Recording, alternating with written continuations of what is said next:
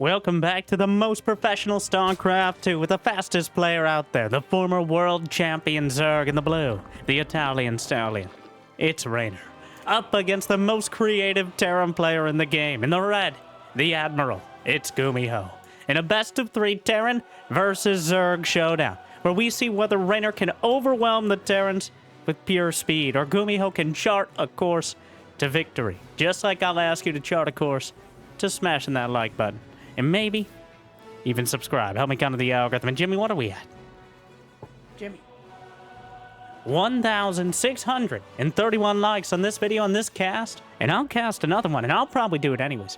Because I don't know what else I'd do with my life. But thank you for watching. Hopefully you've had a good day so far.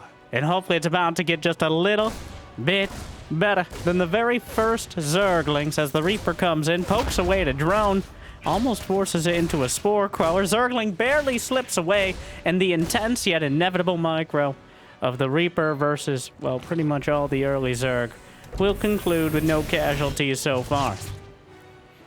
And GuMiho starting things up one. He's brought the SCV down to block the base. The Reaper will probably try to intercept, but the Queens, nope, politely yet firmly driving the Reaper away, and that means GuMiho not only will lose the SCV, he'll lose a bit of... Okay, all right, I want to make it clear. I have spoken many times about the inefficacy of Hellbat pushes, about the timing, about the lack of commitment. One, none of those rules apply to GuMiho. All right, I'm a Gumi bro. I know I got a lot of Gumi bros out there. They don't apply. And two, this is not a, I guess I'll go Hellbats. This is a Hellbat push. Almost an all-in. GuMiho does not have a starport. He's going directly towards Hellbats. Do not pass go. Do not collect a third command center. In fact, he just started his starport. He spent the next 100 gas. I'm making sure Hellbat man would be ready. And the Queens, I'm not sure if they are. And here we go. The Queens have barely any energy. The key here is there are only 3 of them. Oh, 4 now as they're starting to gather. And 4 Hellbats and 2 Reapers. And things start out hot and heavy. But the Queen's still able to poke away. Reynor, 36 drones in total. Okay, you know what? I'm going to rescind all my previous statements. The Hellbats will be driven right back out. And, well... Oh, it's Mech. Of course GuMiho's taking us to McDonald's. Oh, and the healing shrine as well. GuMiho playing to the map here on Persephone, using that healing shrine to heal up the Hellions, who took a few knitting needles directly to the face as the Queens drove them away. But wait, there's more. Not throwing them all away, but instead, well, the Queens are building up some extra energy. I think that's somewhat intentional. Couple Reapers, 2 Reapers jumping into the main base. The Zerglings will move to intercept, but GuMiho's done a great job of controlling the drone count here. The Overlord will... Yes, it's Mech. It's Mech. 2 more factories on the way. The Overlord will be taken down, but did get the key scout that allows Reynor to opt for the Roach Hornet. He's got a lair, an evolution chamber as well, and he's angling for the direct counter. But there is a casual defensive Banshee. That healing shrine. Has GuMiho lost a unit? 1 Hellbat, 1 SCV, but do they really count? The Queens, a little bit out of position to deal with this, and the mineral line looking potentially juicy here. But Reynor has been limited in the drone count, not so much that he doesn't have a healthy economy. But GuMiho actually building a Raven to help deal with the creep. The armory early on, not just for the Hellbats, but instead... in order to get that mech carapace upgrade, mech plating upgrade to start things off. And that's usually the priority. 1, it applies to ground and air. And 2, since most of the mech units rely on their upgrades like Magfield Accelerator and GuMiho, give me my blue flame. Doesn't quite have the resources yet. But those are direct damage or a spell cast, which means weapon upgrades need not apply. The Cyclone damage goes straight through armor, making them very effective against buildings, ultralisks, or even units that are larger, like your mother. And Cyclones, at the same time, while they can attack while moving, they need some cover from the less substantial units like Zerglings. And that's where the Hellions come in, only costing minerals. The director of the Hell Clone composition here, the creator, and possibly the only player who's been able to reliably execute it in the past, is doing so again. And you know, Jibby, bring it up. For the first time, more accurate than ever, the most notorious match where GuMiho invented this strategy was against Reynor in, I want to say 2018, 2019, whatever that face looks like, but the Hell Clones are back yet again. And arguably better than ever, considering how they work nowadays.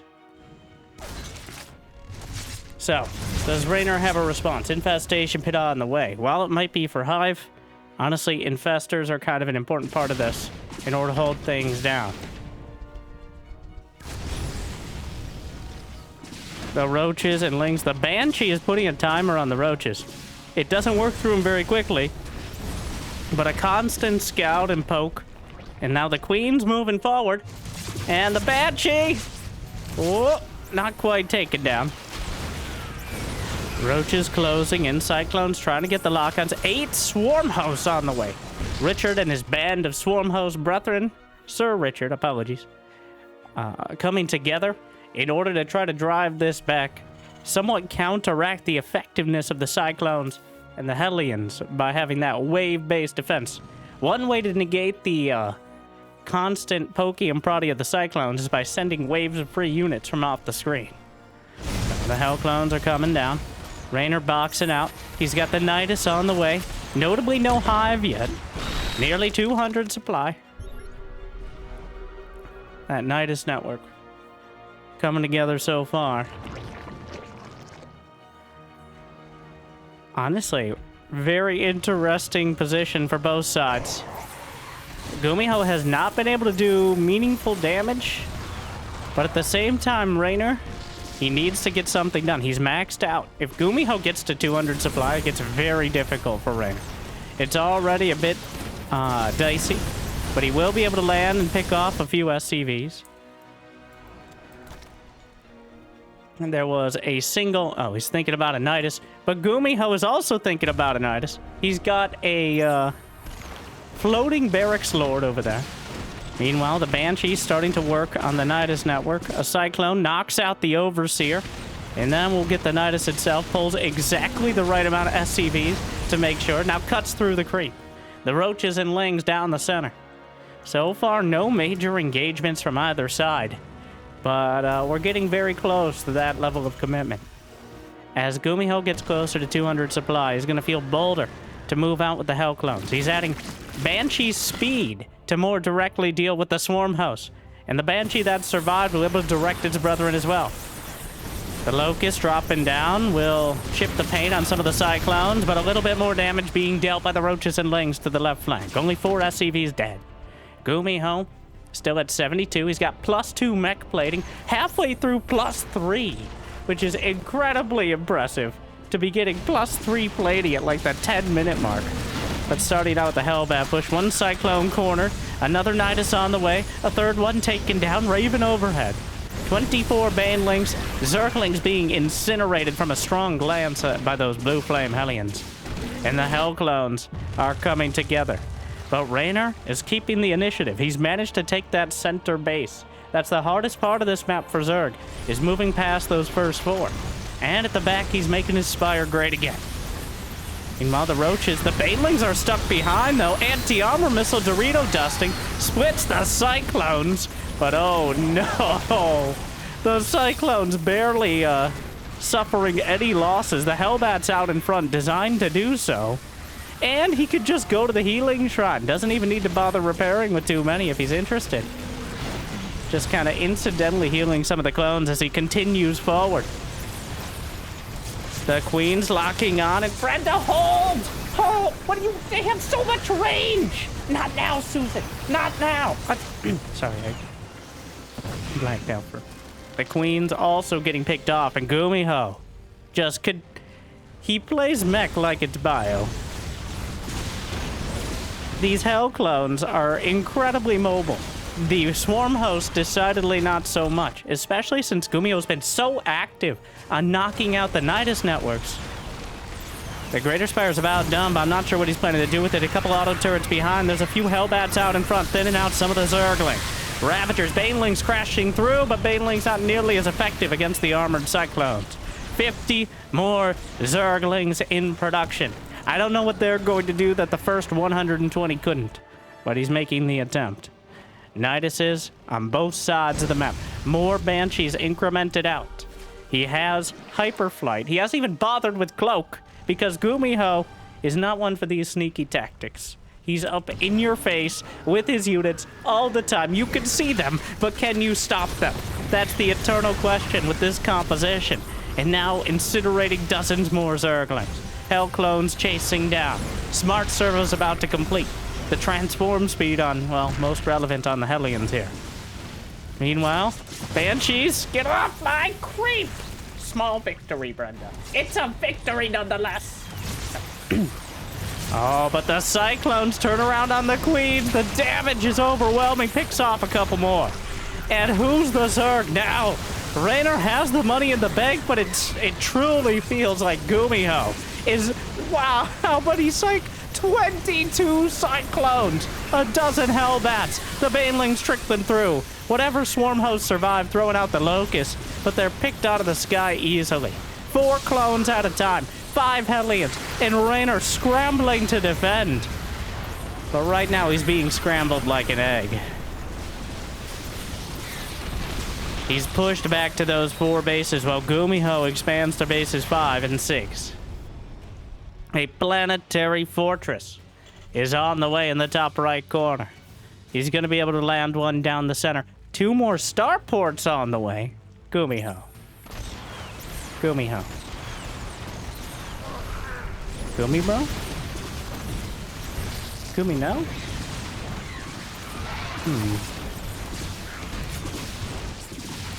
Anyways, the Banshees. We're going to keep an eye on that production tab. Reynor! He lost so many Overlords, he's supply blocked at 160. Banshee Cloak is completed. He managed to knock out all the Overseers.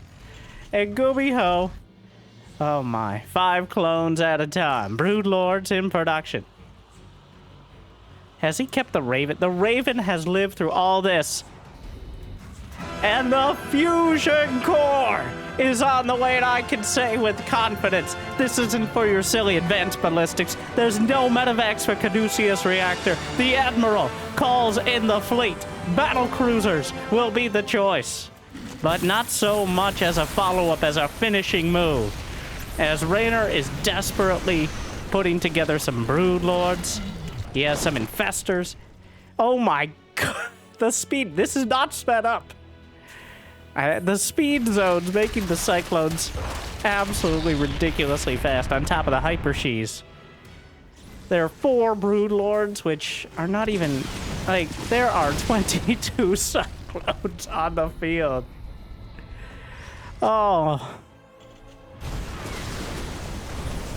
2 Battlecruisers and Yamato Cannon in production. Just in case the Broodlords, a couple Fungals coming through. Very important here. Needs to hold him at bay so he can't just pick it off. GuMiho intentionally sniped off the Overseers, and now the Banshees have free reign. He's dealing with the Changelings, but a Zergling counterattack. Reynor does have Adrenal Glands. He actually rips apart an Orbital, takes out a command center that's unfinished. GuMiho, some pretty big mistakes here. Just lost hundreds of minerals in command centers. The Broodlords have forced sort of a tempo switch that has caught GuMiho a little off guard. And now Reynor has recreated some space for himself. He has larva. He has 28 larva. He has supply. He has money. I don't know what he's waiting to build. Neural Parasite on the way. I guess if you can't beat him, you can hire him. Did he spot the Fusion Core? He didn't. He's just getting Neural Parasite. I guess on anything, it's good. But on Battlecruisers, it's even better. The Battlecruiser Locust Defense. By the way, GuMiho has +1 ship weapons as well as +2 mech weapons. Another starport will be taken down. the Hell Clones, though. This battle mech composition. With the Battlecruiser overhead, the Banshees, Reynor needs to crush the army. And I simply don't know how. If he could stand still for long enough for the Infestor Broodlord to get something done. GuMiho sacrifices a Banshee to kill a base. Reynor's starting to finally find some opportunities with the Zergling counterattacks. GuMiho not quite able to put out all the fires before Reynor is able to start new ones. And Reynor technically has more in the bank.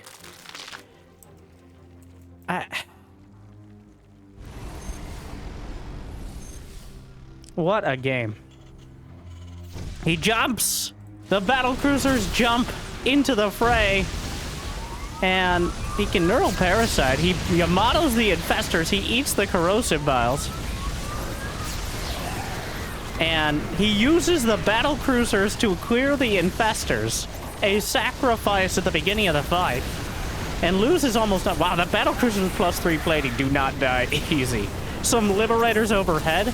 And he's so distracted by the Battlecruisers. The Liberators have been getting so much damage in this fight. They've knocked out so much of the ground army. And Reynor is just bottled up back at his base. Eventually the Liberators will die. But at what cost? Eventually the Battlecruisers are taken out. But to what end? GuMiho locks onto the hatchery in the bottom right corner. And GGG, Reynor taps it out. GuMiho once again reinventing Terran. In much the same way he did against Reynor many years before. But the attack of the Hell Clones continues. GuMiho's revenge. Reynor was maxed out with nowhere to go for so much of that game.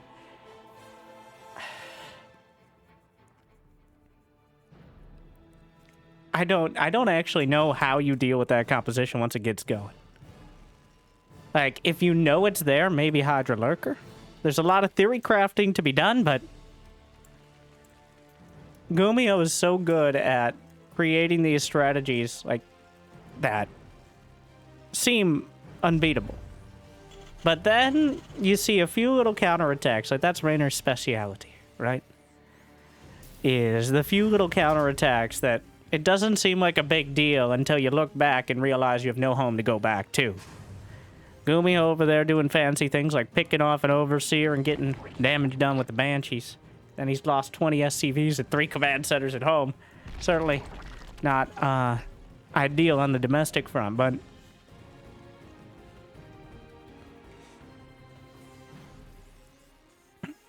what a game from GuMiho. Reynor. Honestly, I think Reynor has some respect for it. Isn't Reynor the one who sent his games in GSL against GuMiho to Hearthstone's Is It Imba or Do I Suck when he played a mech into Battlecruiser composition in the past? I don't think it was exactly like that strategy, but I think it is because of GuMiho's condition. All right, I know I say that like a concern, but GuMiho has hyperhidrosis, is what it's called to my understanding, which is a condition where he's literally the sweatiest Terran. He plays with his hand, and at one point it was in a towel, like just a hand towel, in order to like be able to use his mouse. Now he uses like it's almost like an oven mitt thing. I think it's not quite that, but so he actually has some of the slowest. He's one of the slowest Terran players, like usually less than 300 APM. For reference, Clem is 450 to 500. But I think that's caused him to work smarter and not harder throughout his career. And you can see it when he's put up against, like if he doesn't get the jump on the strategies, then sometimes he can crumble to those sort of counterattacks or multi-pronged harassment that players like Clem likely never would. But it's also created so many opportunities for him to punch relatively above his weight class with these original, truly original sort of styles and strategies that are partially good because they're good and partially good because Especially for Terran, it feels like no one's had an original thought in 12 years. It's like, what if we did Marines and tanks? Okay, all right. And then Ghosts. It's like, okay, write that down. And that was MVP versus Nesty in 2011 and hasn't changed much since. But here we now in Zerg's not so defense, the counter to that was Infestor Broodlord. So like, well, Winter Brood War hasn't had a balance patch since before Clem was born. Or Reynor, who's actually younger. But, well, true. What? GuMiho. Hey, you can't be in here. Hey, Sir, this is a message from the Hatchery Owners Association.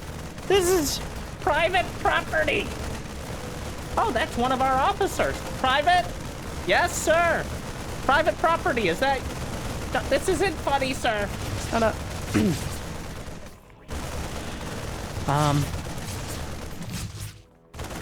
So GuMiho is doing a third base bunker rush.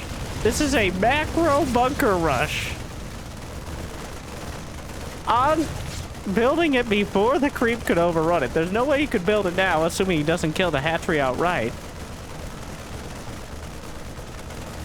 What in the...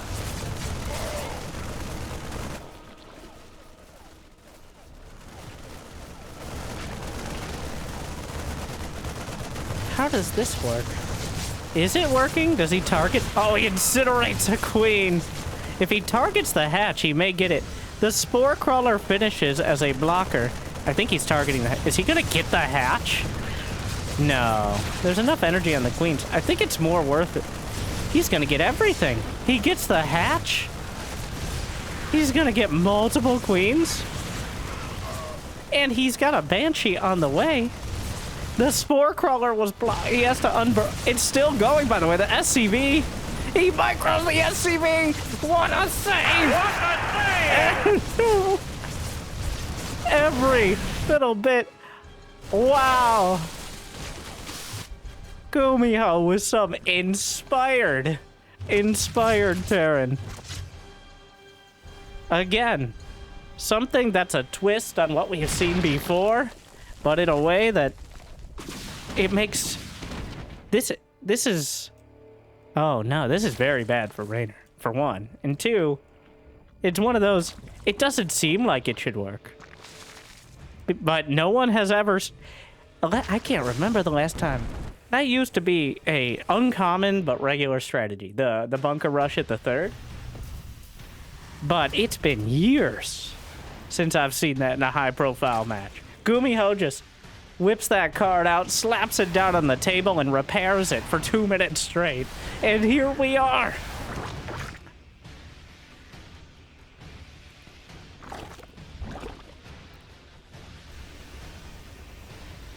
This is... Wow.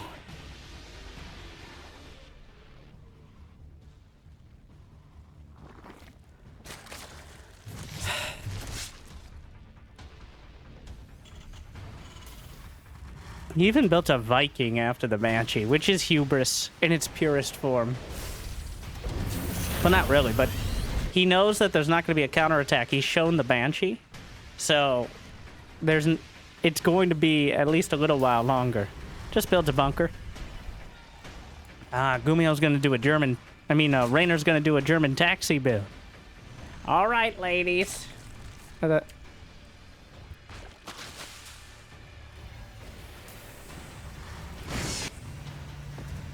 Siege tank. GuMiho's anticipating this perfectly. He sees the overlord speed. He has the bunker out at the front, so he's not sacrificing his infrastructure. Well, the Viking looking, and here come the queens. Actually gets a transfuse. What a beautiful save. Stim is 10 seconds out. It will be done for this push. The queens are in that overlord. He needs to drop the creep. Oh no! The OV! Awkward. If he picks off the dropper lord... Oh, GuMiho snipes it! What a play. Meanwhile, that bunker being done, that's still a lot of Roach Ravager. The only anti-air of the queens The bunker stalls this out just a little while longer.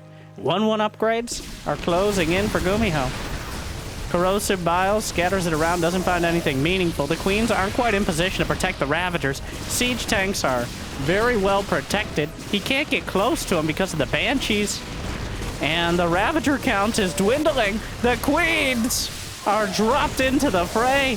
But I think the Banshees can just kill them. There's no creep for Transfuse. He may lose one Banshee. No!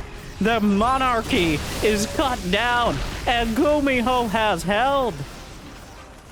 He understood exactly what he was dealing with from start to finish here. And I think, therefore I am. But also, Reynor's not dead yet. Notice the end of that sentence, though. Wow. Even for GuMiho, this has been an inspired series. I don't think Reynor has played poorly. I just think he's being played with. And not in the fun way. Like, when GuMiho has both his strategy and his mechanics on his side, like he's had here, sometimes that's what falters. He might have the creativity, but he can't follow it up. God, he looks competitive with Clem in a completely different way.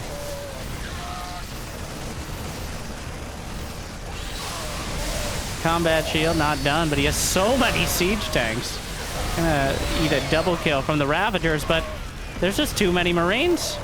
The siege tanks, the field runs red with the blood of mostly Zerg. The Banshees, the Queens on the wrong side of history. And the siege tanks are just pounding into the hatchery. And GuMiho. 2 tanks at a time. Gets a Banshee knocked out, but the momentum is all there. He's got a 4th base on the way. And through all the fire and fury, it looks like GuMiho will be tearing his way through. GG. Wow. Wow. What a series out of GuMiho. A tough one for Reynor. Never really being able to take any initiative. And even when he did, GuMiho predicted it. But that brings us to our anti-spoiler bonus. I wasn't sure how that one went. I knew GuMiho would come up with something, but I really wasn't sure it would be that decisive. But now we have... I think this is Ultralisk versus Protoss, is what it's tagged as. But Reynor, also some classic tactics. Some Protoss versus Zerg, which Reynor has actually kind of adapted lately. It's a very tough matchup for Zerg right now. Add it to the list, but Reynor has, much like GuMiho, found some inspired strategies to deal with it. Classic, well known as a tech-oriented Protoss. I need to talk about GuMiho some more, though. Should add a bonus game of GuMiho, Jimmy! Oh, what do you mean you're saving this here? Ah, okay. Alright. Sorry. Like and subscribe for more Gumi games. I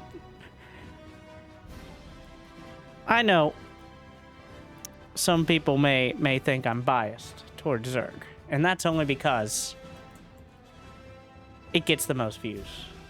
Oh, he's selling a cannon rush here. That Overlord been like, whoa? Huh. All right, Tim Allen. But it's partially because the way that the top Terrans play, Clem, Beyond, Maru, really is min-maxing, it feels like. It's you take the strategy you've seen 100 times before, and you make it 1% better each time.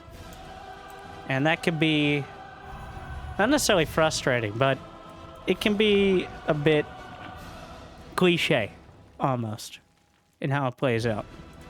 But then GuMiho comes in like a bull in a china shop and just throws the meta to pieces, picks up the shards of glass, and starts stabbing everyone, including himself. And that's And then a battlecruiser swoops in somehow, picks him up, and Yamato cannons whoever's left. And somehow it works. Kind of like the Dark of Terran, almost, where... No, in a very... No, I wouldn't say that. Dark is more like... Well, here we are in the mud, but it's more important you drown first. GuMiho, on the other hand, it's his strategies going in. It still is the very Terran mindset of, this is my plan that you've never seen before, which is something or haven't seen in years. Like a bunker rush at the 3rd. A macro bunker rush. Which is very different than the, I don't care what happens, I'll figure it out from here. No. Classic. Poke it in with the adept.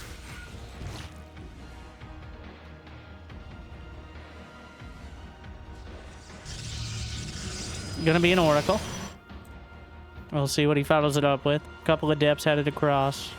Throwing shade as always.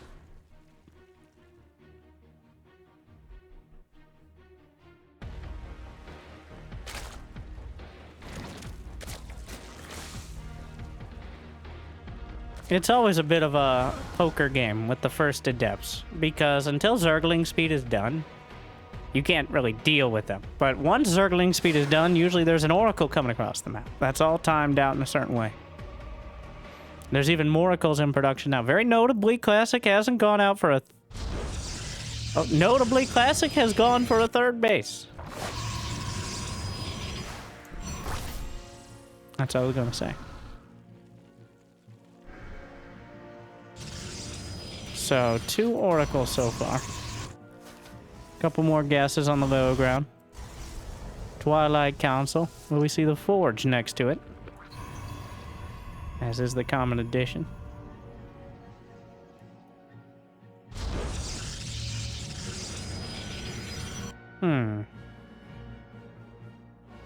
No Forge. Interesting.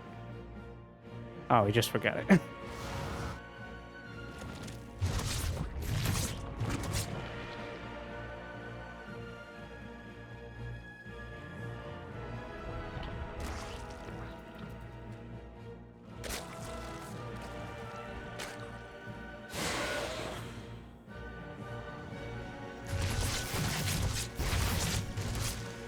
Oracles burn through 3 drones. Melee attack upgrade for Reynor. Going for the more Zergling-oriented style. He's got a Roach Horn on the way because if you don't get one in a timely enough manner, there are so many things you can just outright die to. Wow, he completed the Shade. There aren't enough Zerglings to deal with this, but... I mean, they deal with most of it. Enough more Lings coming out, and then Zerglings on the other side. Reynor, able to get a counterattack. Classic.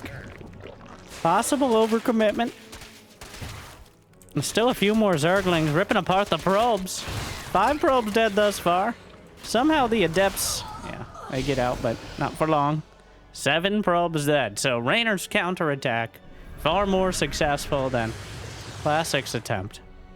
We'll give him a bit of an edge, but when you go for the mass Zergling early, that's a lot of larva that gets sunk into Zergling production.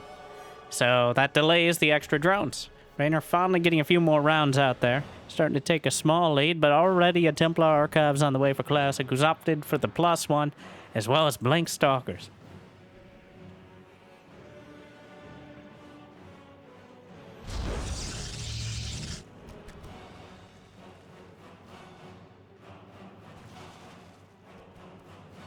$24.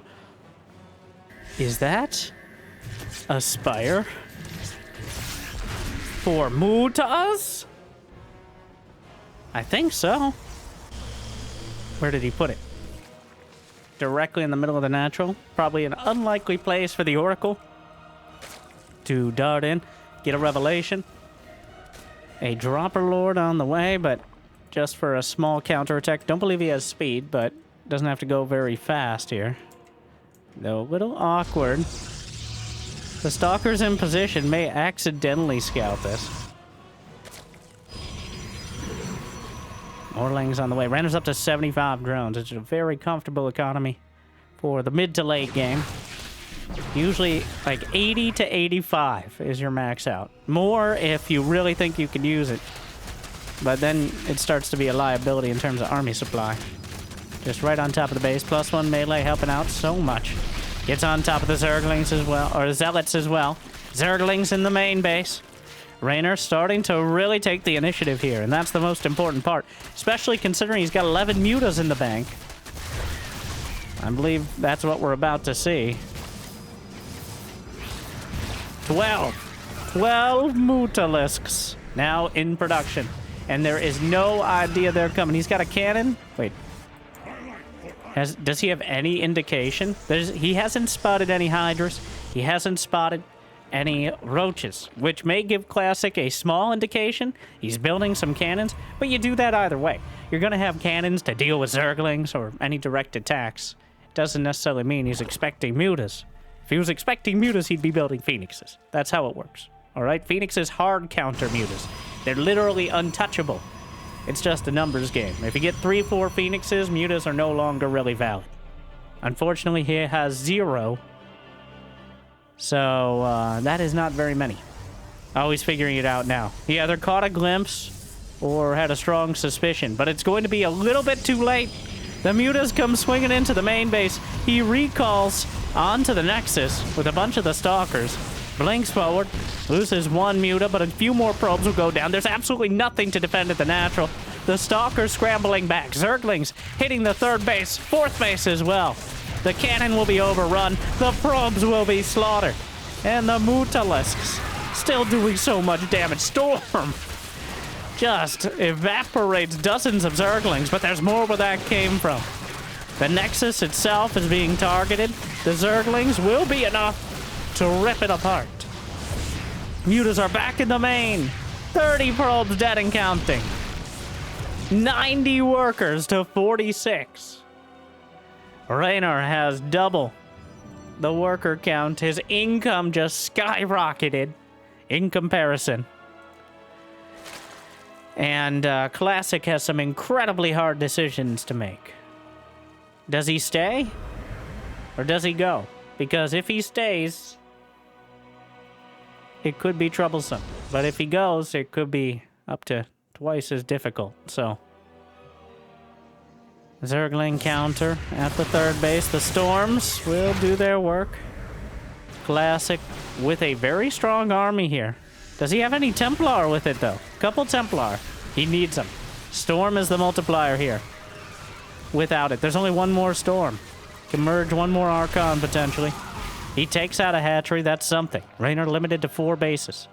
Classic re-expanding Reynor with an Ultralisk Cavern on the way, as well as Adrenal Glands. Oh no, the Templar will merge under duress. He pushes it out of the way of the Corrosive Bow, but it's going to be taken out nonetheless. +2 melee attack, as well as +2 Protoss grab. Grabs a couple more Archons, though. And the Mutas are still intact. He didn't build a single Phoenix. He didn't think he had time for it, and now he's running out of time in general.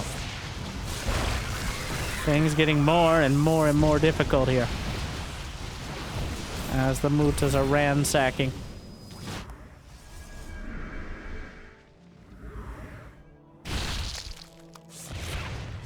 Couple cannons in the main, but Reynor's happy to sacrifice these. He's trying to free up supply for Ultralisks. I mean, he's not going to throw them into the cannons, but if he loses a couple, that's acceptable losses. Chitinous plating on the way. Well, okay, it's going to be more than a couple now. The mutas are finally taken out. Zerglings. They just hold position to kill a few more probes. Classic at 43 workers. Sitting at half the worker count. He just can't move out anymore. He's banking on defending 1 or 2 major attacks with enough army supply left over to do a big death ball sort of counter push. And, well, a great man, arguably, Hydra once said, when I'm really far ahead and I want to lose, I build Ultras.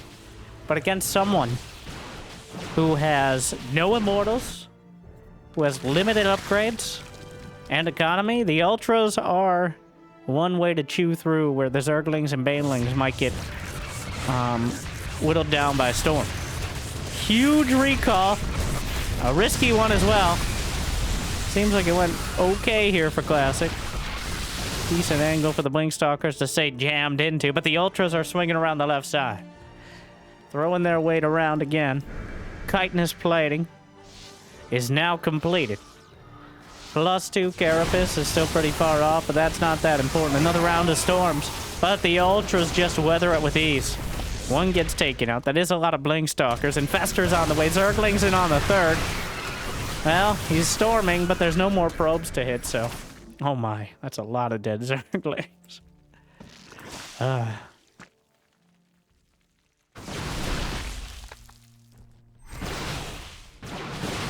Well, he's gonna try it. Fires off another wave of corrosive bout. Trying to take out the hatch. It costs him some extra stalkers here. So, not exactly ideal. The Ultras chasing down the Archons. The storm softening them up. Archon's getting a few extra hits off. Classic has survived, but he is far from thrived. Ultra's dying dramatically. One bad blink, though, and the Fungals. Oh, doesn't even need it. Chewing through. Doing a great job picking off the Ultras, though. Reynor commits to the fight, and then the Ultras actually just die. Yeah, Ultra's very squishy, but he's got 6 more in production, which is approximately 1 GG of Ultras. Yeah. Chews through another Archon. The Oracle gets some. A single Immortal comes out, but the Zerglings are already on top of it. Another Ultra dead. But there's more where that came from. And they don't stop coming, and they don't stop coming. Oh, Reynor. With far too much. Overruns the third base. +3 melee is done moments before 2 Gs enter the chat. And Reynor will claim a decisive victory. Able to take control of the situation early on with the Zerglings. Follow it up overhead with the Mutas. Completely, well, almost completely blindsiding Classic. And he ends up with a decisive victory. Well, we saw GuMiho's. I'm going to keep using the word inspired because my vocabulary clearly isn't. Strategies. A tough series for Reynor there, but able to turn the tables on the Protoss for at least a moment. So hopefully you enjoyed the games as much as I did, and hopefully it made your day just a little bit better. And if you got the means and motivation, be awesome to check out Patreon or YouTube membership, but I hear liking and subscribing is still free. At least for now. So, thank you to our Mule Tier patrons bringing in the extra minerals. Big Jiggy, Devin, Dor, Kate, Mario, Random Guy in Suit. Quite a list now. And to everyone, I'm glad you still enjoy. Thank you for watching. Make sure autoplay, that's over here, is on the right video. And I'll see you next time. Good luck. Have fun. Stay chill.